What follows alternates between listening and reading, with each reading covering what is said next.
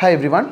അപ്പോൾ നമ്മളുടെ CAയുടെ new സിലബസിലെ exemption criteria എന്താണെന്ന് നമുക്ക് നോക്കാം. അപ്പോൾ എക്സംഷൻ ക്രൈറ്റീരിയ എന്താ? യൂഷ്വലി നിങ്ങളൊരു ഗ്രൂപ്പ് ഫെയിലായി, പക്ഷെ നിങ്ങൾക്ക് ഏതെങ്കിലും സബ്ജക്റ്റിന് 60% കൂടുതൽ മാർക്കുണ്ടെങ്കിൽ നെക്സ്റ്റ് എക്സാമിനേഷനുകളിൽ അത് എഴുതണ്ട.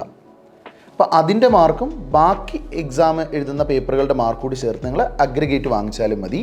ഇതാണ് എക്സംഷൻ്റെ യൂഷ്വൽ ക്രൈറ്റീരിയ. 3 അറ്റംപ്റ്റിലേക്കാണ് ഈ എക്സംഷൻ നമുക്ക് അവൈലബിളുമായിരുന്നത്. ഇതാണ് പഴയ സിലബസ് തൊട്ടേ നമുക്ക് അറിയാവുന്ന, നമുക്ക് ഫെമിലിയർ ആയിട്ടുള്ള എക്സംഷൻ.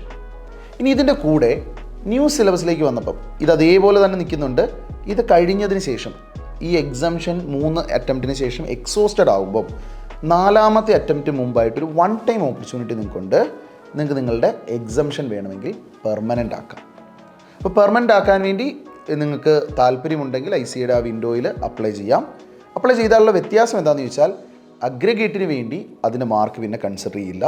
ബാക്കിയുള്ള ഓരോ പേപ്പറിനും 50% മാർക്ക് നിങ്ങൾ വാങ്ങിക്കുകയും വേണം. എങ്കിലേ നിങ്ങൾ ആ ഗ്രൂപ്പ് പാസ്സാവും.